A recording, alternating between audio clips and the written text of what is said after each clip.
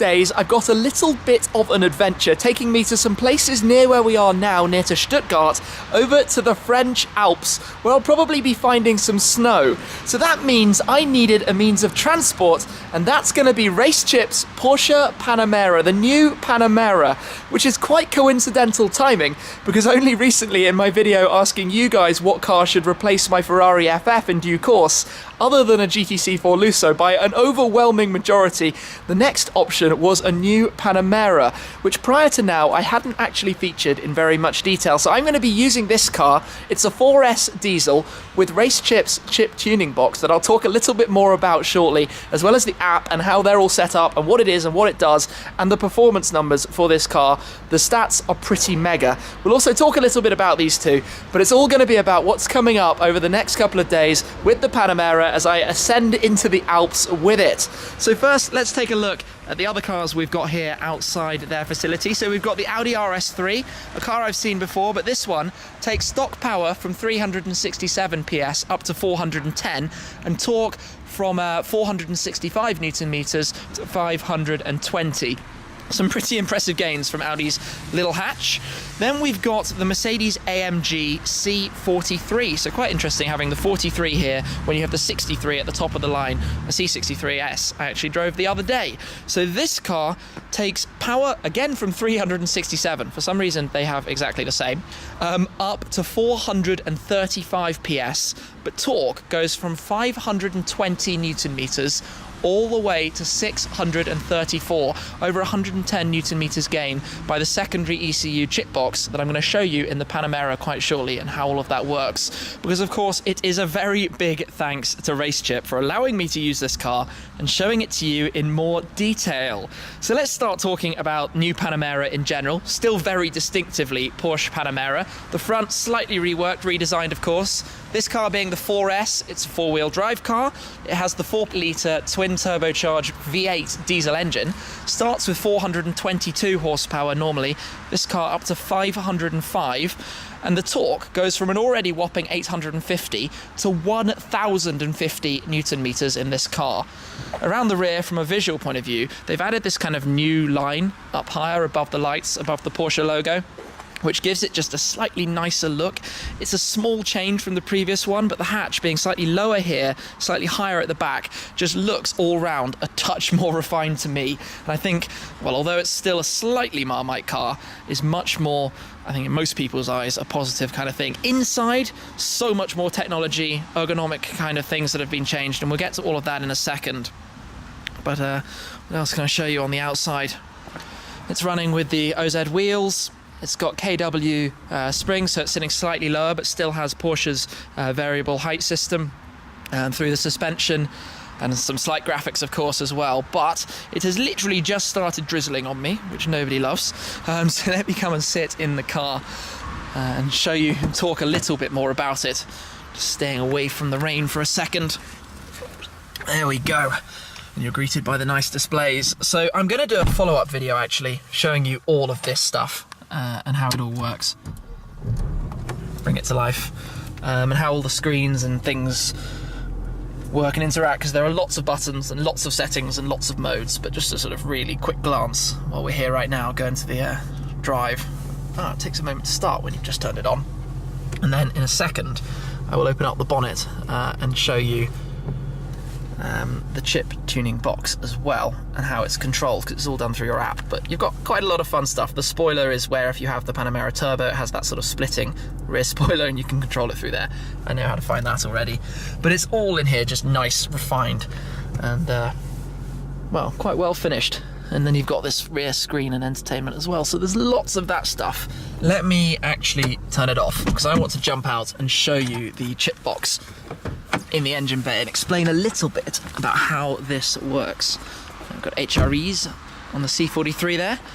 So, in here, where there is not much space, by the way, it's all pretty compact, and even if you take off the engine cover, there is literally no room for anything. You have the RaceChip Ultimate Connect. So this box sort of connects in series. It's like a secondary ECU talking to the main ECU via a number of different sensors. So it doesn't allow the car to go outside of any of its original parameters, which means it's quite safe on the engine and performance. You're not straining any components. But what it does mean is that you can also change it back to stock or have different modes, for example, normal, sport and race mode. And it can sort of flash to the chip box and basically give you different levels of power or efficiency or whatever it is that you so desire, and you can control all of that through the app that I'm going to show you back inside in a second. But that's basically quite a simple little device to install, and it doesn't affect the original car, so it can be removed at any time. Drop the bonnet back down and jump back in. Probably shouldn't have started it before, but any moment of seat heating right now is quite nice. Even though it says 11 degrees, I don't believe it. It feels like there's much more of a chill than that, and there's even a pile of snow outside, so who knows. So let's open up the storage box where we have the phone here that I can demonstrate the app on. So press home to open, load the RaceChip app. You can see that it is a Porsche 4S diesel Panamera 2.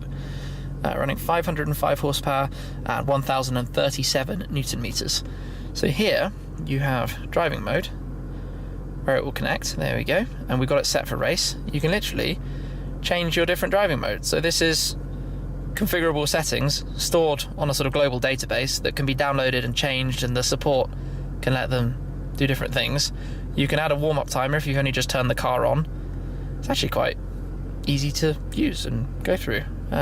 Settings, various different things, and then the car. So you could have multiple cars through one app if you wanted to only use one phone. So here we go. That's how that works. All very, very neatly integrated, and I'll show it all a little bit more when I've learnt a little bit more, of course. But for now, I think I'm going to pop out and take the car for a little drive, talk a little bit more about what it's like.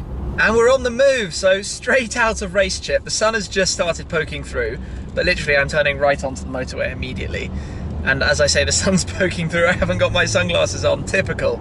But we're going to go onto the Autobahn. I'm going to take it pretty gently today, just discover and learn a bit about the Panamera 4S diesel. Now, I don't actually drive very many diesel cars in the content I make on my YouTube channel. Not very many at all. In fact, I can't even remember when the last one was.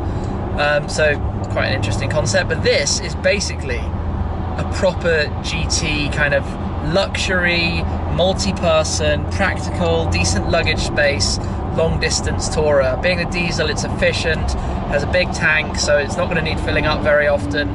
This is basically the car that the head would say I should buy as my car for getting across continent very easily in comfort and I guess a bit of style. But then is there going to be enough excitement from it? Is it going to have enough pizzazz? Something you can't really explain, that emotional side that comes from the driving. It's certainly wafting along very, very nicely like this, that's for sure. So today I'm going to head back towards Stuttgart. Got a couple of stops and visits in the area today and tomorrow and the next day. Then it'll be on the road on the way towards France. A long journey on the motorways, on the toll roads, the auto routes of France. Up into the French Alps, where I'm then going to be based, trying to shoot some more content, see what's possible up there. But it's very, very kind of RaceChip to allow me to use this car for this purpose, discover what it's all about. Just getting familiar with the car in the different conditions. So I'll try and have a play with the different settings on the app, explore, see everything. It's really weird getting straight into an unfamiliar car, by the way, and trying to be at home and different countries and different sides of the road, and all of that. But initially this feels really, really nice, as it should, in the new Panamera. It's super quiet, cruising along, super quiet. No revving in the tunnel though, unlike some of my cars, or the FF in particular. But today, I'm heading towards the sunshine. I've got a fairly relaxed afternoon in store, but I can't thank RaceChip enough for this, because this is going to be awesome for the next couple of days. And they're a company that's growing very, very fast. If you didn't know, by the way, RaceChip technically started just under 10 years ago, but during last year they sold 100,000 chip tuning boxes. How many of you guys have one on your car? I'm going to pop their links down below, but I imagine it's probably quite a few. That's an awful lot. Mostly in Germany, but it'd be interesting to see what happens in the future for them, and I'll let you know what I think of this car when I've been driving it a little bit more. So here we go. It's the Panamera 4S road trip across to France. Big thanks to RaceChip. I will catch up with you guys from the road very soon. Cheers.